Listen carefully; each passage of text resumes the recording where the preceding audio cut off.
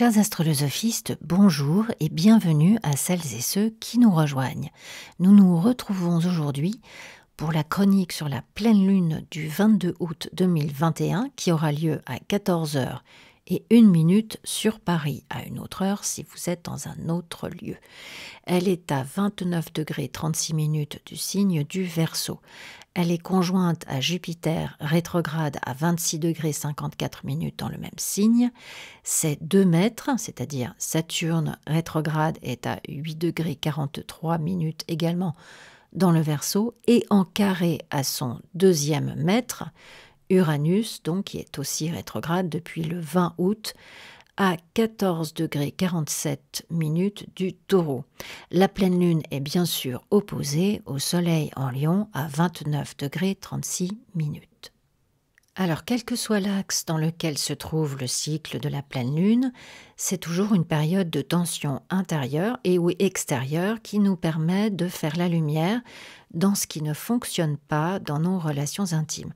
Ce peut être avec une personne plus âgée, qui a un certain pouvoir sur nous, ou juste quelqu'un du sexe opposé, ou un membre de notre famille, ou encore un individu représentant une figure d'autorité qui menace notre libre arbitre. Ce n'est en effet pas ce qui manque aujourd'hui, quel que soit le côté duquel on se place. Il s'agit majoritairement de confrontations d'ego en rapport avec des problèmes émotionnels. Souvent, ces tensions sont en rapport avec des situations domestiques, c'est-à-dire la maison, le foyer, la famille. On rencontre des incompréhensions avec nos parents, on manque de patience avec nos enfants, il peut exister des frustrations de taille dans le couple. Des décisions impulsives prises sous l'effet d'émotions interfèrent avec le bon sens et nous mettent dans l'embarras. C'est pourtant une période de grande intuition et de perspicacité que l'on pourrait mettre en pratique au lieu de provoquer des drames. En tout cas, pour toutes celles et ceux qui peuvent assister à cette pleine lune, qui sera alignée avec la magnifique Jupiter ce week-end, cela promet d'être tout à fait spectaculaire. Alors, c'est notre 2e pleine lune en Verseau pour l'été. La pleine lune du 24 juillet était à 1 degré 26 minutes du Verseau et celle du 22 août est donc à 29 degrés 36 du Cygne. Du coup, je pense que les messages des symboles sabiens prennent une couleur très significative. Le 1er degré du Verseau propose une image idéaliste et créatrice, spiritualisée, des forces sociales en œuvre.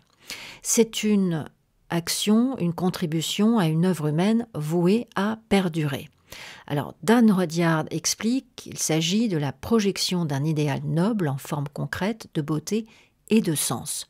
Le rayonnement d'une vertu civilisatrice en une institution qui offre l'opportunité de parvenir à un échelon d'activité supérieur, plus organisé et plus productif. Cette analyse est aussi pertinente que d'actualité avec tout ce qui se passe. On voit bien que cette paire de pleine lune dans le Verseau révolutionnaire sonne le clairon pour une libération et des changements sociaux de premier ordre.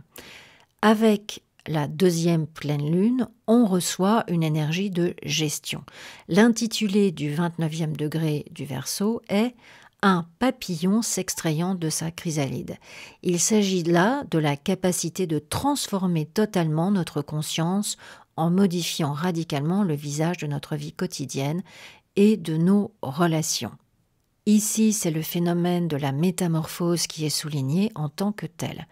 Un renouveau complet de ce qu'implique le fait d'exister en qualité d'individu humain. Et rien de moins. Un changement radical est nécessaire et à ce stade, ce changement est individuel et mental.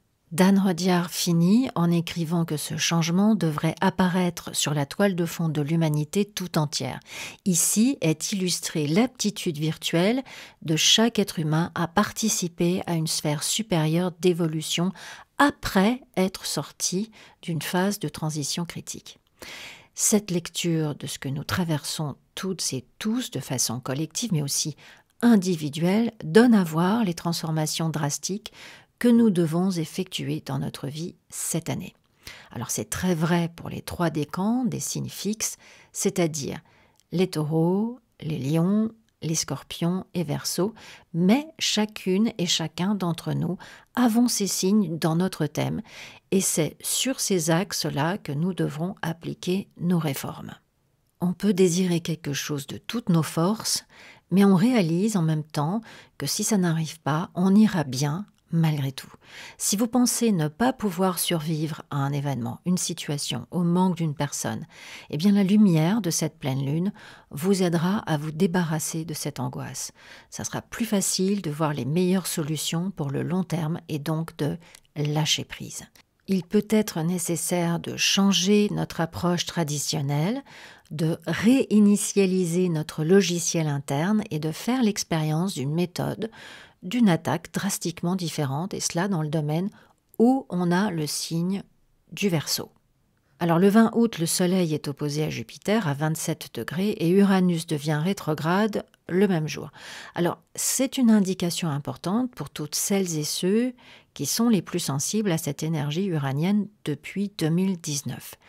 La planète, qui est à 14 degrés 48 minutes, va repasser sur les 5 premiers degrés de la dizaine, c'est-à-dire qu'elle rétrograde jusqu'à 10 degrés 49 au 19 janvier 2022, date à laquelle elle repasse en mode direct.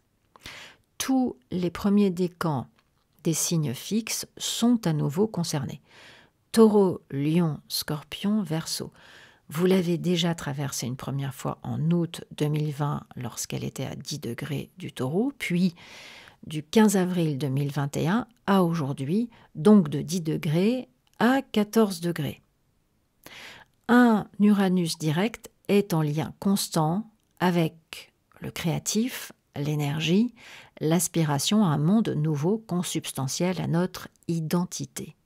On proclame haut et fort nos désaccords et on est prête à en découdre pour organiser un mode de vie plus sororal, plus fraternel.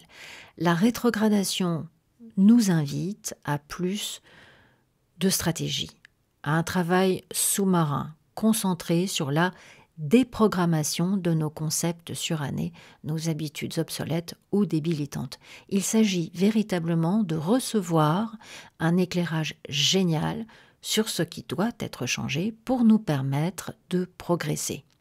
De façon générale, on comprend que les mutations inéluctables, nécessaires de nos sociétés ne pourront aboutir qu'au prix de la transformation de notre conscience individuelle.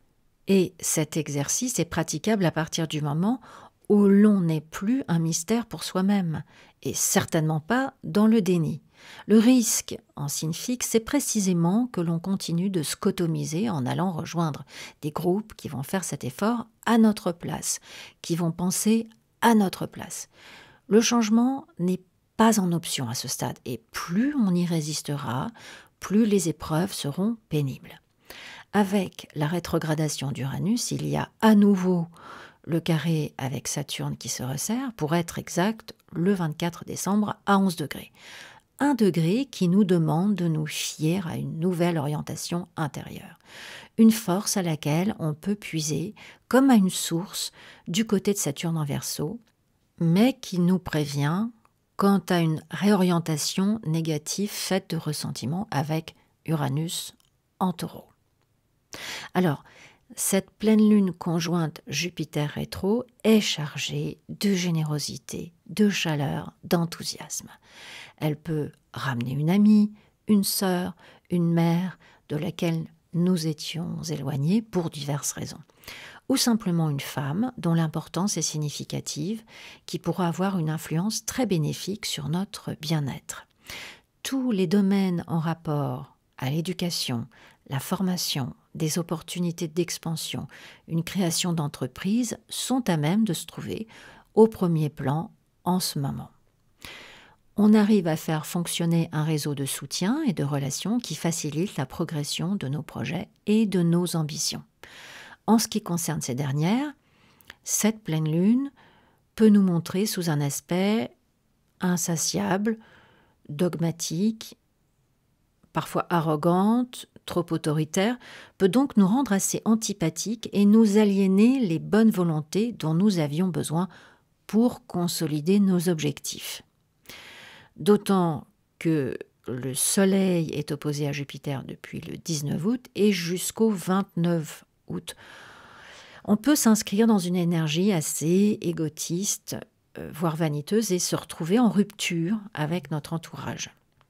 On manque de sagesse, de pondération. On est inquiet à l'idée de paraître conforme aux exigences qui réglementent notre vie sociale et on veut que les autres s'y plient également. Nos interventions dans la vie privée de l'autre, alors que l'on se montre particulièrement auto-indulgente ou désinvolte dans sa propre intimité, sont remarquées et nous pouvons essuyer de sanglantes critiques dans la foulée.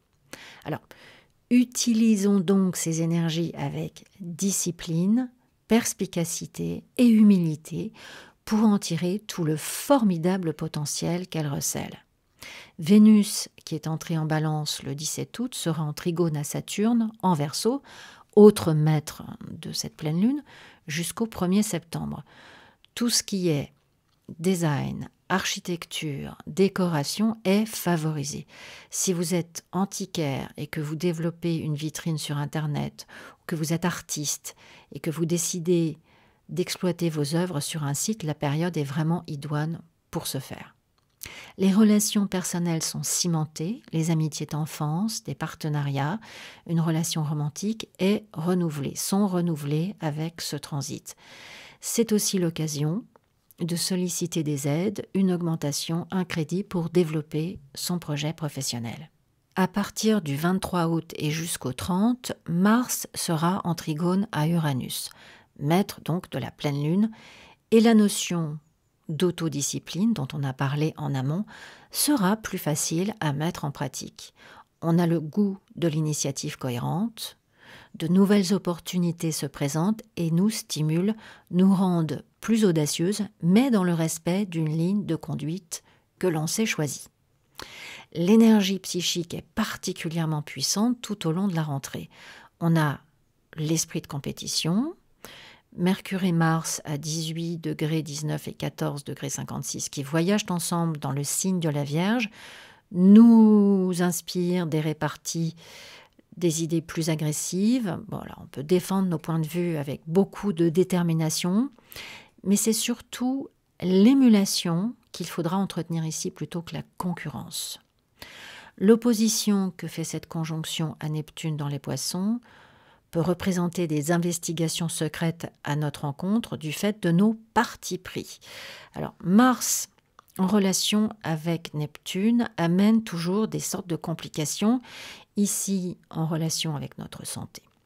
Il peut s'agir d'une maladie psychosomatique ou sur laquelle on n'arrive pas à mettre un diagnostic. Évidemment, avec cette opposition à Neptune, les drogues, l'alcool peuvent avoir un effet tout à fait inverse. On peut être sujet à de la négligence ou à un mauvais traitement lors d'un séjour à l'hôpital ou en institution, des fraudes, des manipulations dans les affaires, des finances communes, les impôts, les assurances, un héritage, des pensions alimentaires que certains vont essayer de ne pas honorer pour tel ou tel prétexte, etc. C'est vraiment dans la sphère de cette opposition. Toutes nos activités qui concernent les domaines neptuniens, c'est-à-dire les hôpitaux, les institutions, les maisons de retraite, les asiles, doivent être le plus claires possible. Mercure opposé à Neptune nous prévient aussi de ne pas signer de contrat à cette époque. Comme Mercure sera rétrograde à partir du 27 septembre, cette opposition est en quelque sorte une introduction à l'attention que nous devons garder sur nos responsabilités quotidiennes. Mercure qui s'en mêle peut rendre ce moment particulièrement anxiogène et nous voilà un petit peu parano. En même temps, on serait à moins aujourd'hui où tout à coup on peut être très hypocondriaque juste pour pouvoir penser à autre chose qu'au quotidien. On peut devenir assez évasif ou carrément absent, ne pas donner de réponse claire aux sollicitations d'une sœur, d'un frère, de voisins, d'amis, de collègues. Il existe des malentendus dans nos échanges de mails ou des retards dans les livraisons si vous faites des achats en ligne. On peut oublier un rendez-vous, ne pas comprendre des indications et se perdre pendant un déplacement, un voyage. C'est un moment où notre communication peut être mensongère, trafiquée, que l'on soit l'initiateur ou la victime d'une malhonnêteté délibérée. Dans tous les cas, on devrait exercer sa vigilance et son pragmatisme durant toute cette période. Alors, si vous avez des planètes entre 15 et 20 degrés de la Vierge, ou des Poissons, mais aussi des Gémeaux et des Sagittaires, vous êtes les plus sensibles à cette influence. Ceci dit, cela m'étonnerait que nous abordions naïvement cette rentrée au vu du trigone que ces planètes vont faire à Pluton en Capricorne. Mars jusqu'au 15 septembre et puis le Soleil jusqu'au 22 septembre va faire donc un trigone à Pluton. Le grand trigone Mars-Uranus-Pluton en signe de terre nous rend très conscientes des forces à l'œuvre actuellement et le besoin est fort de se prendre en charge dans son bon droit. On exhume une force, une puissance intime que l'on avait complètement oubliée ou que l'on découvre pour la première fois et l'on réfléchit de quelle façon la nourrir, la consolider. On aura bien raison de le faire, car c'est cette volonté, cette détermination qui va nous guider hors d'un éventuel chaos. Lorsqu'on modifie consciemment sa façon de penser, notre comportement change aussi. Ça nous permet une analyse différente et ça nous aide à surmonter les situations les plus inconfortables. Au lieu de réagir inconsciemment ou de façon systématiquement négative, angoissé, on s'interroge sur cet automatisme. Et parce qu'on prend la responsabilité de notre réactivité, eh bien assez rapidement, notre confiance en nous grandit aussi. Voilà, chers astrolosophistes, cette chronique est à présent terminée. Si vous voulez une analyse personnelle de votre thème et des transits qui vous attendent pour cet automne, vous pouvez me contacter à l'adresse qui s'affiche à l'écran astrolosophicafé@gmail.com. Je vous souhaite une magnifique pleine lune, prenez surtout bien soin de vous et je vous dis à très bientôt sur Astrolosophie.